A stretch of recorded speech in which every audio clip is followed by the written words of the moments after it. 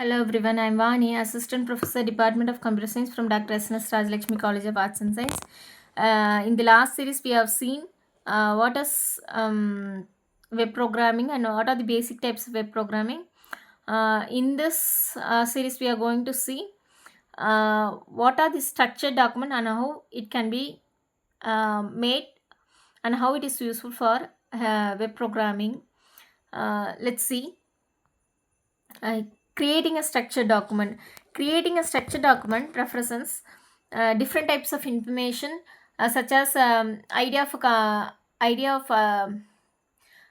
in practice, such as word processing, slideshow, brochures, printed materials, such as publishing web pages, etc. Is creating a structured document format. The next one, you're going to see what is the structure of a word processing. Structure of a word processing, nothing but modifying document with a word processor, such as for example, giving a set of large font size for a heading. It is not a kind of structure, but it can be easily understood by the computer. Structured word processing offers you a content of a table, which can be programmed automatically. The next one is you can change layouts of a heading at the same time. You can open a text of a one word process to another processor. The structure will be remain same. Here is an example of a basic web programming structured document.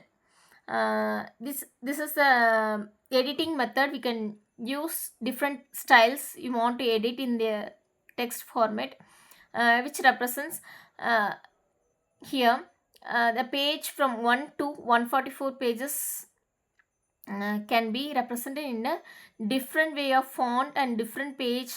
You want a heading. If you want to edit, we can edit it separately. If you want to continue the same font and same heading, which can be continued as the same format, as it represented from page 1, page 2, and page 3, etc. to 144.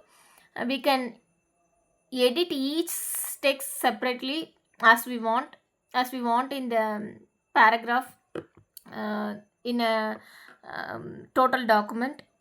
Here, what is the basics of text formatting? Here we write, and here's a clear description of a text format, such as p represents a paragraph of a text.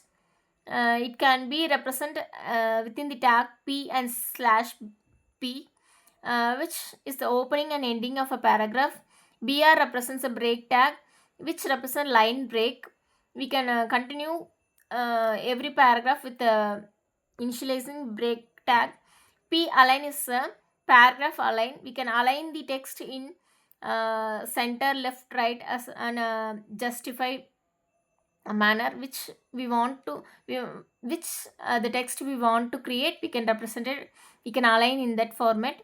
H1, H2, H3 is a header tag, which is H1 is the most bigger of heading, and H6 is the least one of the header tag.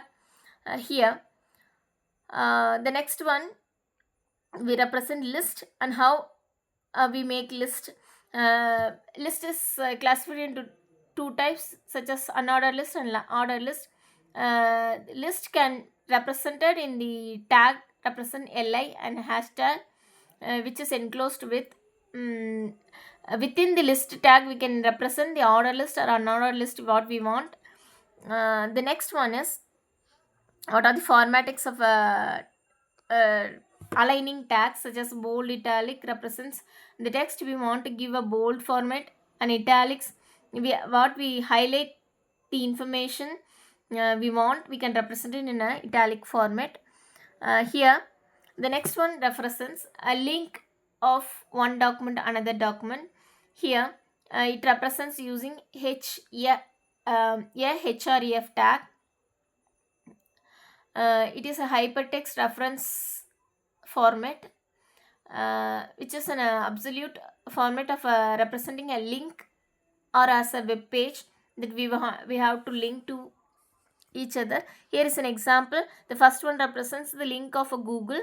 The next one represents the index or a web page of a normal welcome page of a normal HTML web page.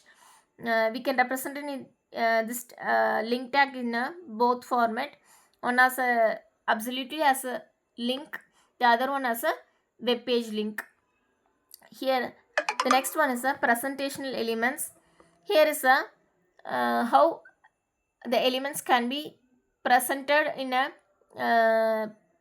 text or a paragraph using cascading style sheet, uh, which specifically represents how a text want to be in a detailed and cleared and neat manner. Here these are the following elements and descriptions we are used for representing a text or a paragraph. Small represents the keyword of text, displays a smaller size of a text surroundings. Strike through represents the text we have to which we doesn't need in a paragraph, which represents a strike. T is a teletype, which represents a fixed font or a font family that we have continued in the text format. The next one is bold. Bold represents a strong element or a appropriate element. Big represents a font size of a text format. I is an italic representation of a text format. S is a strike through, which make this text to display with a line through it. Here is the these are the following things we represent in the creating structure document.